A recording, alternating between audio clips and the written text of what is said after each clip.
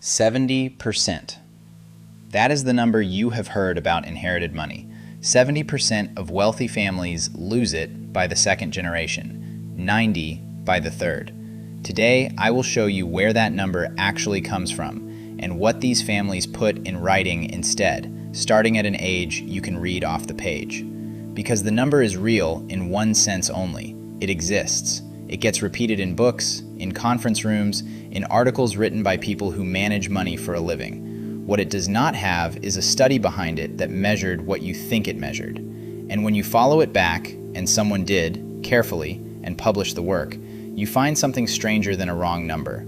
You find a number that was never about inherited wealth at all. Meanwhile, in the families that actually lasted, there are documents, real ones, short, oddly worded, a century old, and specific in a way the folklore never is. One of them sets the age at which a child is allowed into the room. Another sets how many children per generation are allowed in at all. None of them mention the 70%. None of them mention a percentage. Quick ask before we go further. If you want to understand how lasting wealth actually behaves, subscribe. It takes a second, and it is how this channel keeps reaching people who care about the difference. Let me start with what is actually claimed, because it is claimed in 3 different forms, and most people have heard all 3 without noticing they are supposed to be separate pieces of evidence. First is a proverb, from shirt sleeves to shirt sleeves in 3 generations. The grandfather builds it, the son holds it, the grandson loses it, and everyone nods because they have heard it before. A second is percent of family businesses make it through the second generation, 13% into the third, 3% into the fourth. Numbers with decimals of confidence in them. The third is the one you have almost certainly heard quoted as research, a 70% failure rate of wealth transfers from the first generation to the second, rising to 90% by the third. 3 forms of proof, 3 different kinds of authority: folk wisdom, statistics, and a study. And notice that you have almost certainly never heard them presented as 3. You have heard them blended in a single, confident sentence by someone who was not trying to deceive you and had blended them before they ever reached you. That blending is what makes the claim so hard to examine. There is no moment where a specific person makes a specific assertion you could ask a source for. There is only a general atmosphere of everybody knowing.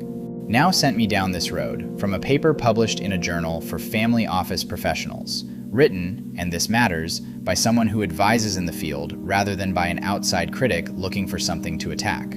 He writes, "For decades, 3 forms of proof have generally been offered that wealth inevitably dissipates across generations. The problem is, none has any proven validity. It is time to retire them in favor of more solid research about family wealth across generations." Read that again with the emphasis where it belongs. Not the numbers are somewhat overstated. Not the picture is more nuanced than people think. None has any proven validity. That is a strong claim, and a strong claim needs to survive being checked. So let us check all 3, one at a time, in the order they get used. And I want to be clear about why this matters, because it is not a trivia correction. Believe fortunes dissolve automatically in 3 generations, you conclude that the families who last are lucky, or exceptional, or hiding something. The dissipation is the default, and survival is the anomaly that needs explaining. Flip the assumption, and every question changes. If there is no established rate of loss, then the interesting thing about these families is not that they beat an average. It is what they actually wrote down and did, which turns out to be documented, dull, and much more useful than a percentage. Before we start, notice why 3 proofs are more persuasive than 1, because the arrangement is doing work on you. If someone offered only the proverb, you would file it as folk wisdom, charming, probably exaggerated. If someone offered only the study, you would want to see it. But offered together, each one covers the weakness of the others. The proverb supplies age, the statistics supply precision, the study supplies method, and you never get started together because the proverb of the 3 bisnum. If you avowed it simple, will notice the generation is about some one slate. The proverb isn't critical weak. The voice personal method is a state of the proverb. And you never be clear about the anybody left from self-person, but there is only thing at beginning and the first experience. A 3 proof scenes that they're each one himself into the proverb.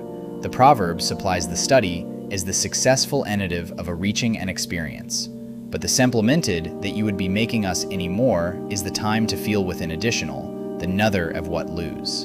And you never check any of them because the other two are standing there. That is not a trick anyone designed. It is what happens when a belief circulates long enough to accumulate several kinds of support and nobody ever lines them up to ask whether they are actually independent of one another. So, the proverb, the statistics, and the study. In that order, because that is the order in which they borrow authority from each other. Start with the proverb because it is the oldest and the one people trust most without noticing they are trusting it. From shirt sleeves to shirt sleeves in 3 generations. In Britain, the same idea travels as clogs to clogs. In Italy, there is a version about stalls and stars. Every culture seems to have one, which people take as evidence that it must be true. If everyone independently arrived at it, there must be something there. Now, that argument deserves better than a dismissal, because it is not stupid. Independent invention really is evidence of something. If unrelated cultures separately arrive at the same observation, that usually means the observation was available to be made. The question is, what was available to be observed? Keep that open while we look at where the English version actually starts. Etymological search turns up. The earliest printed appearance anyone has been able to date is the 27th of June, 1874, in a New York publication called Appleton's Journal of Literature, Science, and Art. The phrasing there is, but 3 generations from shirt sleeves to shirt sleeves. 1874. Hold that date for a second. Because the proverb is very often attributed to Andrew Carnegie, the Scottish-born American steel manufacturer who became one of the most famous philanthropists of his era, you will find the line on quotation sites with his name under it, in articles, in presentations. And the research is direct about this. There is no evidence that he coined it. The phrase has sometimes been attributed to him, and it is not found in his published writings. Now do the arithmetic on the date. Carnegie was born in 1835. So in 1874, when that sentence appears in print in New York, he is a man in his late 30s who has not yet become the figure people picture when they hear the name. The saying is already circulating without him. So the attribution is backwards. The proverb is not old because Carnegie said it. Carnegie's name got attached to it later because a saying about the failure of inherited wealth sounds like something a steel millionaire who gave his fortune away would say. That is not a small thing. It is the whole mechanism. The paper puts it precisely. The shirt sleeves proverb, he writes, has little empirical validity other than its presumed ubiquity and its power as an antiquity adage, a saying that confirms a common belief simply because it is widely used. Sit with that phrase, a saying that confirms a common belief simply because it is widely used. That is a closed loop. The proverb is believed because it is old. It feels old because it is everywhere. It is everywhere because it is believed. At no point in that circle does anyone count a family. And notice what the universality argument about squandered inheritance tells you something real, but it tells you about people, not about money.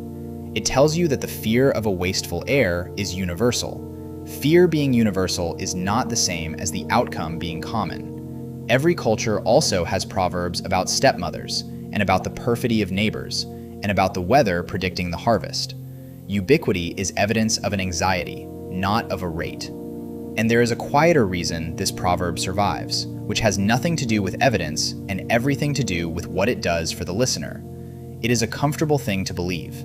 If great fortunes dissolve on a schedule, then the distance between your life and theirs is temporary, and fairness is built into time itself. Nobody has to do anything. The arithmetic of generations handles it. Beliefs that flatter us get audited. Beliefs that console us do not. I am making one about the specific feeling of hearing a claim and recognizing it. That feeling of recognition is not evidence. It is the sensation of a thing being familiar. And familiarity is exactly what an old saying manufactures. So the first form of proof is a saying that leaves 2. The second and third forms of proof turn out to be the same thing wearing 2 coats, so let us take them together. The survival statistics. 30% through the second generation, 13 into the third, 3 into the fourth. And the 70% failure rate of wealth transfers. Two different sounding claims. Look at the first two numbers of each. 30% survive, 70% fail. Semi and 70 make 100. That is not a coincidence, and it is not a coincidence in an interesting way. The paper states it flatly. A 70% failure rate of family businesses is simply the inverse of a continuity rate of 30%. One number, subtracted from 100, presented afterwards as an independent finding about a different subject. Where does the 30% come from? It traces to a single study, and the paper names it, a 1987 book by John Ward called Keeping the Family Business Healthy, published by Jossie Bass. Hear description of this quoted directly, and I want you to hear every qualifier in it, because every one of them narrows the claim. Ward analyzed public records on a cohort of 200 family businesses in a single industry, manufacturing, in a single region, Illinois, with the criterion of success being whether majority family ownership passed to the next generation. 200 companies, one industry, one American state, public records, not interviews with families, and a definition of success that is a single, narrow, legal fact. Say those constraints out loud one after another, and you can hear the claim shrinking in real time. Each one on its own is unremarkable. Every study has a scope. Stacked, they describe something quite small and quite specific, which is exactly what a good study should be. Trouble is that none of those qualifiers survive the journey into the sentence you have heard. Let me lay out what that means, because the distance between this study and the claim it is used to support is the point of this entire video. It is not about wealth, it is about businesses. It is not about families, it is about ownership records. It is not global, it is Illinois. It is not about several industries, it is manufacturing. And it is not about heirs at all. Nobody in that study was asked what they were taught, whether they were prepared, or what happened to the family's money after the company changed hands. I want to slow down on two of those qualifiers because they are the ones that sound like detail and are actually the whole thing. Public records. That means the study looked at what was filed, who owned what, and when it changed. It did not sit down with families. Nobody was asked what they taught their children, whether the heir wanted the company, or where the money went afterwards. The entire interior of the thing everyone quotes it about is absent from it. And a single industry. Manufacturing in the American Midwest across the decades that study covers is not a neutral backdrop. It is an industry living through enormous structural change. A business closing there might say a great deal about the industry and nothing at all about the family that owned it. None of this is a criticism of the original work. A study of 200 manufacturers in one state is a perfectly reasonable study, and its author framed it as one. The problem never lived in the research. It lived in the 40 years of quotation that followed. Now here is the sentence that should settle it, from the same paper. In reality, there is no 70% rule of transition failures, whether in family business or family wealth. Not, the figure needs updating. There is no rule. And one more, which is the load-bearing line of the whole critique. No primary research is described by anyone other than Ward, 1987. 40 years of a statistic, quoted in books and articles and boardrooms, and behind it there is one book about manufacturers in Illinois. I want to spend this block on that definition of success, because it is where the number does its real damage, and it is the part almost nobody examines. The criterion was whether majority family ownership passed to the next generation. Think about everything that satisfies that definition, and everything that fails it. A family sells the manufacturing company at a good price, invests the proceeds carefully, and 3 generations later, the descendants are comfortable, educated, and building things of their own. Under this criterion, failure. Majority family ownership did not pass. A family closes a business that was dying anyway, and the children open 2 better ones in different industries. Failure. The original ownership did not pass. A family's business is destroyed by something with nothing to do with the family. A technology shift, a war, a change in the law that makes their product illegal. Failure, recorded identically to the family that lost it through carelessness. And now the reverse. A family holds on to a failing company out of stubbornness and sentiment, refuses to sell when selling was the right move, passes majority ownership to a son who does not want it, and the whole thing limps forward for another 20 years, destroying value the entire way. Under this criterion, success, ownership passed. So the number does not measure what people think it measures. It does not measure whether wealth survived. It does not measure whether the children were prepared. It measures whether a specific legal arrangement stayed inside one family, in one industry, in one state. And it is being quoted to you as the reason your grandchildren will be poor. And notice that every one of those misclassifications runs in the same direction. The family that sold well and the family that held a dying company out of sentiment is recorded as a success. If you were designing a measure to make inherited wealth look fragile, you could hardly do better than a criterion that punishes every sensible exit and rewards every stubborn hold. Nobody designed it that way, and it answers that one fine. But the bias is not random noise that averages out. It points one way, and the way it points is the way the folklore already leaned. This is worth naming as a general habit, because you will see it again in other subjects once you know its shape. A study is done, carefully, with a narrow question and an explicit definition. The finding is real inside those limits. Then the finding travels into a summary, into an article, into a talk. And at every step, it loses one qualifier. Illinois manufacturers becomes family businesses. Family businesses becomes family wealth. Ownership transfer becomes financial survival. And by the end, it is a law of nature about your grandchildren. Nobody lied at any step. Each simplification was small. And you can test this on yourself right now, which is why I laid the cases out that way. 70% lose it. What did you picture? Almost certainly a person. A young man with a boat he cannot afford, or a daughter who never worked. You pictured a character and a moral failing and a fortune draining away because of them. Nothing in the study contains a person. It contains filings. The character you pictured was supplied entirely by you, because the number arrived attached to a proverb that had already told you the story, and your mind filled the number with the proverb's cast. That is how the three forms of proof actually work together.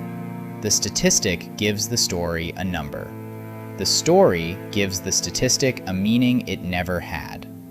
The paper mentions one more thing here, and it deserves to be said plainly with its attribution attached, because I have not read the study myself.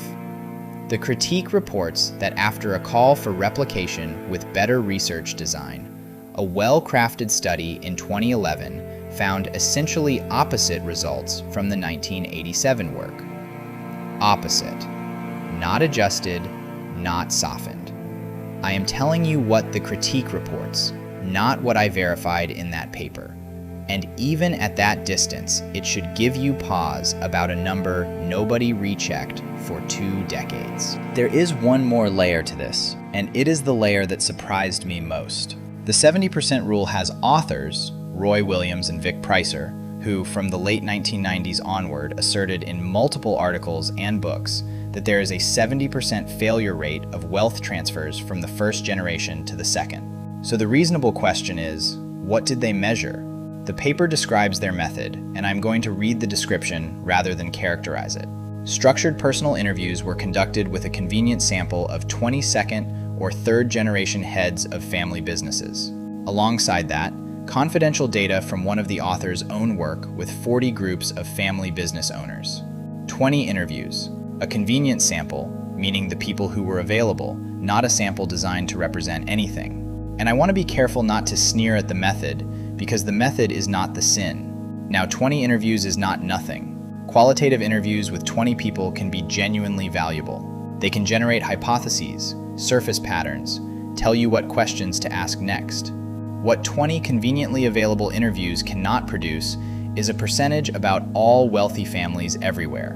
And then there are the references, the citations offered when someone asks where the 70% comes from. The paper follows them. One is to a publication from 2007, which the paper describes as a video panel discussion with industry experts.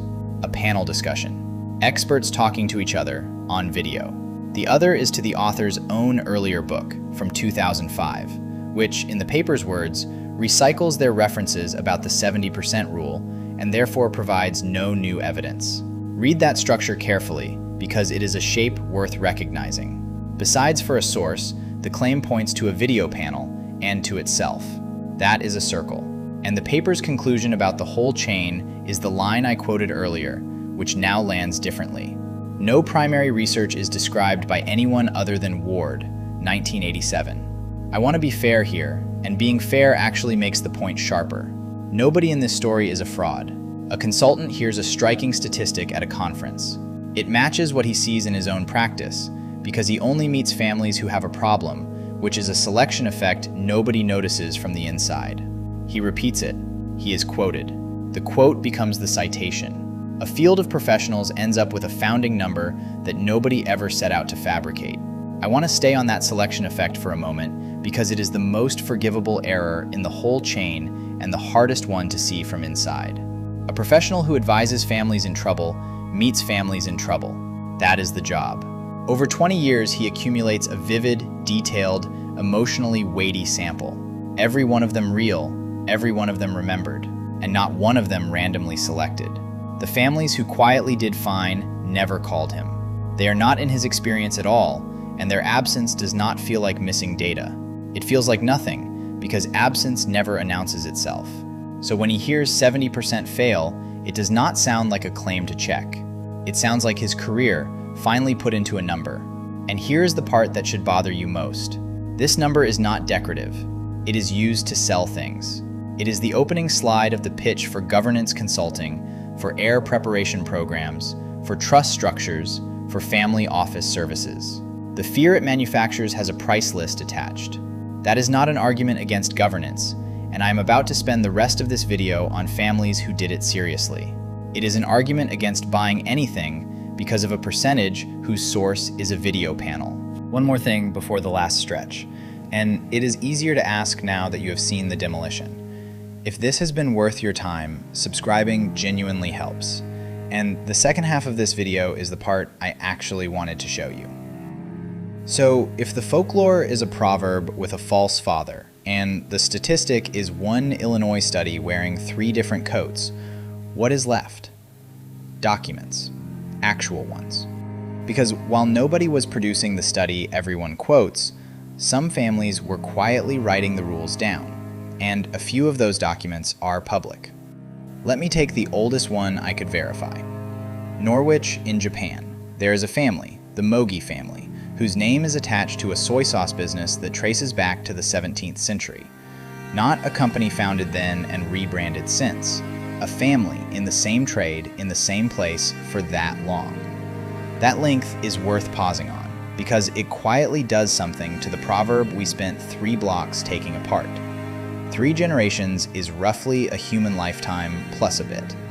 This is a family in the same trade across a span that contains many of those, in a country and a century that were not gentle to anybody's business. Roughly a century ago, that family wrote a constitution. A short document, a statement of values and a code of behavior, designed, and this is the part relevant to us, to prevent family conflict and to instruct the young. 16 articles of it have been published. I am going to read you 6 of them first, my selection, not the whole list. And then I'm going to read you the ones I left out, because those are where this gets interesting. Never fight and always respect each other. Abolish. All family members should be polite to each other. Business depends on people. Responsibility to the children is as fundamental to human beings. Keep humbleness and diligence.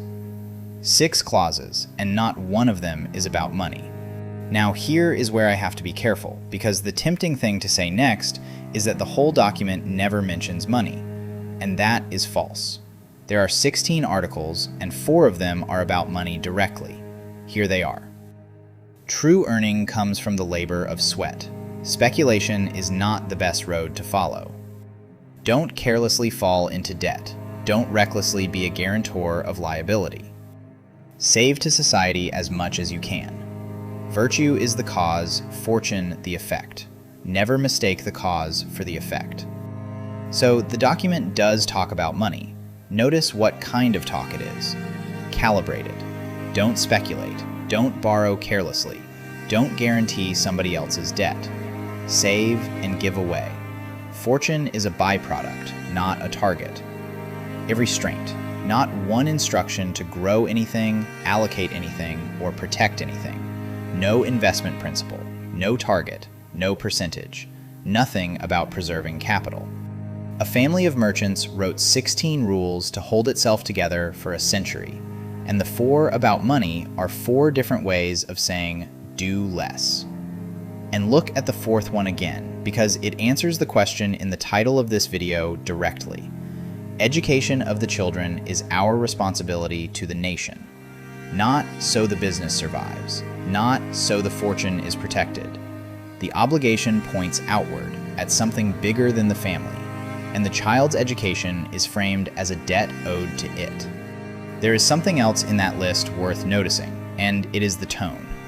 There is no strategy in them, no edge, nothing a competitor could steal. Never fight, be polite, keep humbleness and diligence. Without context, you might guess a school motto. I think that plainness is the point, and it is easy to mistake for a lack of sophistication. A rule has to survive being read by people who did not write it, generations later, probably during an argument. Sophistication does not survive that trip. Never fight and always respect each other is still perfectly legible 100 years later to a 14-year-old who does not want to be reading it. I should be honest about the limits here. 16 articles have been published, and I have read all 16. But that is not proof the document has only 16. I have not seen the original, and the account I am working from is from 1995. A snapshot, not a live feed. What is solid is this. A merchant family, in continuous trade since the 1600s, wrote its rules down around the end of the 19th century, and the published rules are about conduct. Now, the mechanism, because values are the easy part, and every family has values. What separates a document that holds from a document that decorates a wall is whether anything in it constrains a real decision. Mogi Constitution, there is one, and it is severe.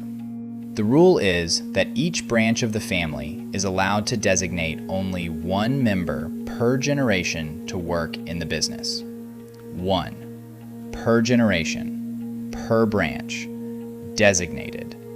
Sit with what that does to a childhood. If you are born into that family, you are not born into the business. You are born into a family that will choose once per generation, per branch, who enters it. Everyone else builds a life somewhere else. Being a child of the family is not a qualification. It is not even a strong hint. And it does something else, quieter and probably more important to the child who is not chosen. Ambiguity to negotiate. A young person in that family is not spending adolescence reading signals about whether a place is being held for them, or performing suitability, or waiting. The answer arrives, and life proceeds from it.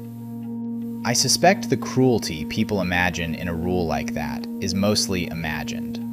What is actually cruel is the version with no rule, where nothing is written, everything is implied, and a whole generation organizes itself around a maybe. Compare that to the assumption buried inside the 70% story. That story imagines a fortune poured automatically into whoever comes next, and the only question is whether they are careless with it. The heir is passive. The wealth arrives, the wealth is squandered. The rule I just read makes that picture impossible. Nothing arrives automatically. There is a decision made by living people, and most of the family is on the other side of it. And notice the second order effect, which is the clever part. A rule like that generates a whole family of people who had to do something else. Some of them do it well. Over generations, you get a family whose ordinary condition is competence acquired outside the family business. Not because anyone lectured them about work ethic, but because the alternative was not available. The rule does not teach diligence. It removes the option that makes diligence optional. This is the difference between a value and a mechanism, and it is worth carrying out of this video. Keep humbleness and diligence is a value. It asks something of you. You can agree with it sincerely on Monday and drift by Thursday, and nobody can point at the moment you stopped complying. Only one member per generation may enter the business is a mechanism. It does not ask anything. It simply is not possible to be the third child who joins anyway. The rule holds whether or not anyone that year happens to be feeling disciplined. And you can apply that test to almost anything you have ever tried to hold yourself to. Think of a rule you set for yourself that worked and one that did not. I would guess the one that worked was not the one you believed in most. It was the one where you removed an option, canceled the subscription, left the thing at the shop, gave someone else the password. And the one that failed was the one that required you, on an ordinary Thursday, to want it enough. We tend to rank our intentions by how sincerely we hold them. Mechanisms are indifferent to sincerity, which is exactly why they outperform it. The families in these documents were not more disciplined than anybody else. They were people across 100 years with the usual distribution of weakness. What they had was a small number of arrangements that did not consult them each time. Every durable arrangement I have looked at in this channel has this same shape underneath. In the last video, it was ownership held where no living person could act on it alone. Here, it is a seat that exists once per generation. The values are the language the family uses to explain itself. The mechanism is the reason the explanation still applies a century later. Which brings me to the ages, and to the answer to the second half of this video's title, because there is another, more modern, and far more specific.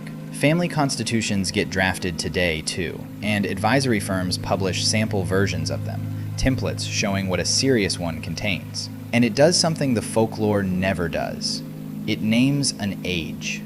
2 ages, actually, and the gap between them is the whole lesson. Here is the first clause, as written. In order to be a contributing observer of the closed family council meetings, a candidate must be a minimum of 16 years old and have been unanimously approved by the then current family council members. 16, and unanimous approval. Notice what the position is called. Not member, not junior director, contributing observer. The first formal role is to sit in a closed meeting and watch. It has a name, an age floor, and a vote. Every existing member has to agree to let you in the room. Thing that gets taught in a document at a specified age is how to be present without deciding anything.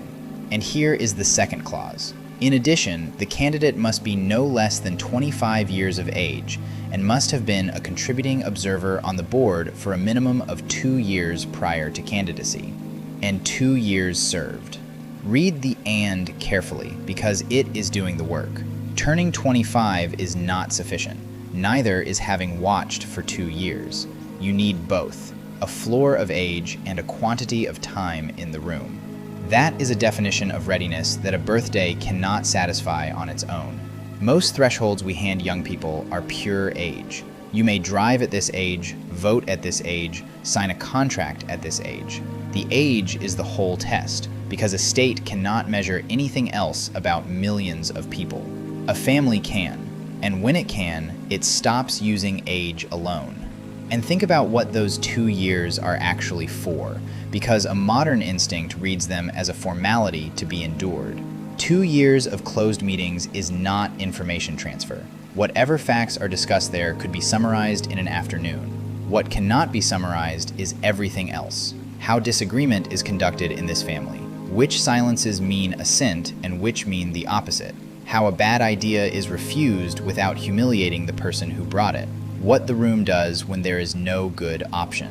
None of that is teachable as content. It is only observable, repeatedly, over time, by someone with no role in the outcome. A strange and slightly uncomfortable definition of education. It is not being taught. It is being present while other people do the thing, long enough that their judgment starts to feel like yours. Now hold the 2 documents side by side, because this is the comparison the whole video has been building toward. On one side, the family in the proverb. 3 generations, an heir who squanders, a fortune that evaporates on a schedule. No names, no dates, no document, and, as we now know, no study. On the other side, the family in the paperwork. A rule from around the end of the 19th century allowing 1 designated member per generation. A modern template gating the meeting room at 16 and leadership at 25 with 2 years watched. A clause about the education of children that mentions the nation and never mentions money. One of those 2 families is vivid, memorable, endlessly repeated, and cannot be found. Is dull, specific, written down, and checkable.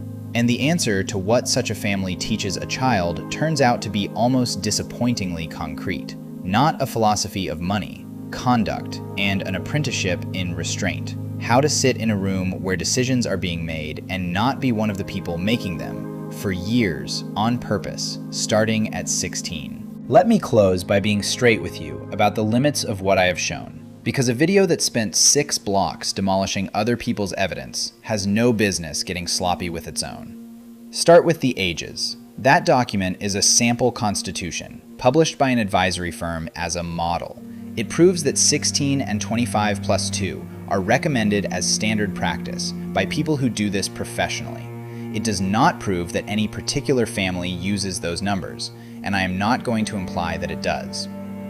The Mogi articles come from an account written in 1995, 16 of them published, and a snapshot 30 years old.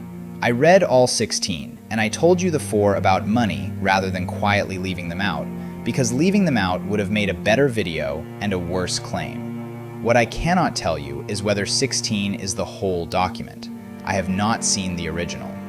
And the study from 2011 that reportedly found the opposite result, I have not read it.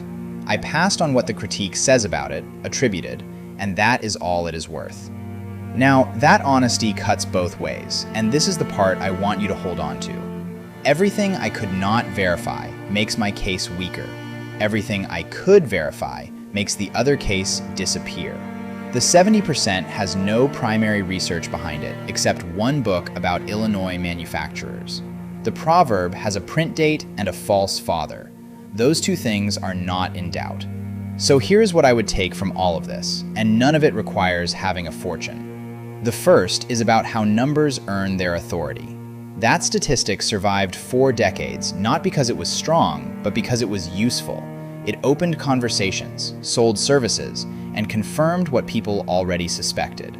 When a number matches your assumptions that comfortably, that is exactly when to ask who counted, and what they counted, and whether the thing they counted is the thing being claimed. The second is the distinction between a value and a mechanism. Values ask, mechanisms constrain. Be careful with money is a hope. 1 member per generation enters the business is an architecture. Both of them exist in the same documents, and only one of them still works when nobody is paying attention. The third is about teaching, and it is the one that surprised me. These arrangements does not begin with money. It begins with a chair in a room at 16, with permission from everyone already sitting there, and the assignment is to listen. Years before authority arrives, the practice is watching people exercise it. I do not think that is only about wealth. Most of the competence I have watched people acquire came from a stretch of time when they were in the room and it was not their decision. There is one more caution, and it points at me as much as at anyone. A video that demolishes a popular claim is enjoyable to watch and enjoyable to make, and that enjoyment is itself a risk. It would be very easy to slide from "there is no evidence for a 70% loss rate" into "fortunes do not dissipate," which is a different claim, and one I have not shown.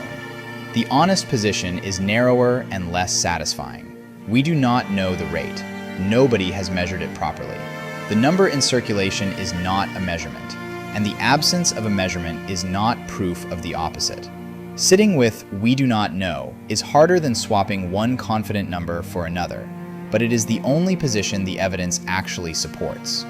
And the last one, which is really the point of the whole video. Blindness, the families who lasted were not beating a 70% failure rate, because there is no 70% failure rate. They were doing something much less dramatic. They wrote down a small number of rules in plain language and then followed them for 100 years while nobody was watching. If this was useful, subscribe. It is the whole reason this channel can keep going deeper instead of wider. And the next one goes at the number from the other side. If the loss rate is not what we were told, then the fortunes that did dissolved for reasons somebody can name. And the records of how a few of them went are far more specific and far stranger than any percentage. God bless you.